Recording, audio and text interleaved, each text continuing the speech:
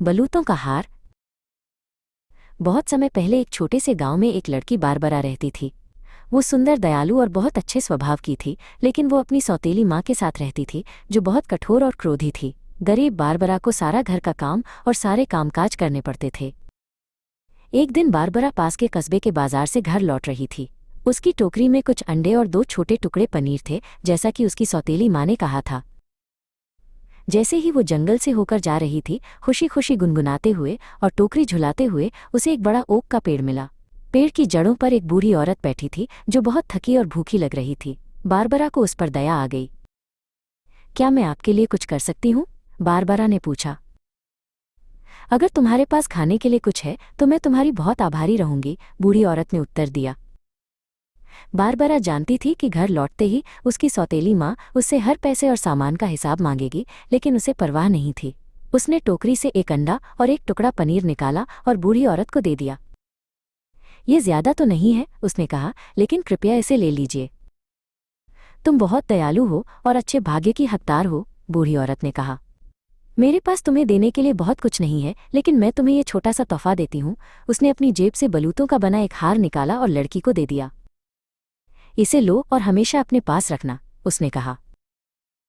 Barbara ने धन्यवाद दिया, हार लिया और खुशी खुशी अपने रास्ते चली गई। जब वो घर पहुंची तो उसकी सौतेली माँ इंतजार कर रही थी। तुम देर से क्यों आई? कहाँ थी? क्या खरीदा और बचे पैसे कहाँ हैं? उसने पूछा।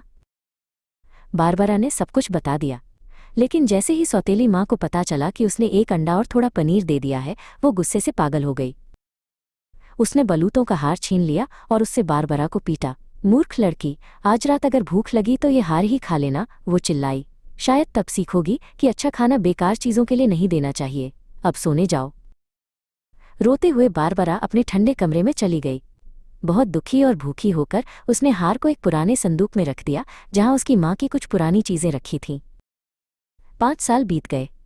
एक दिन ये घोषणा हुई कि राजकुमार के जन्मदिन पर सभी ग्रामीणों को महल में दावत के लिए बुलाया जाएगा। सब लोग गए, यहाँ तक कि बारबरा भी। सभी लड़कियां अपने सबसे अच्छे कपड़े और गहने पहनकर आईं और बारबरा बहुत छोटी लग रही थी, क्योंकि उसकी पोशाक साधारण थी और उसके पास पहनने के लिए केवल बलूतों का हार था। जब दूसरी लड़कियों ने बारबरा को देखा तो पहले उन्हें दुख हुआ, लेकिन फिर वे उसके हार को देखकर हंसने लगीं। तुम हमारे साथ मत चलो, एक ने कहा। लोग हमारे गांव के बारे में बुरा सोचेंगे। ये सुनकर बारबरा रोने लगी।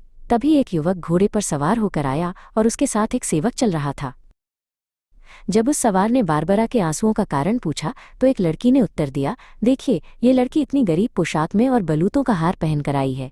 हमें लगता है कि इसे दावत में नहीं जाना चाहिए, वरना ये हमारे गांव की बदनामी करेगी। जैसे ही युवक ने बारबरा की ओर देखा, एक चमत्कार हुआ।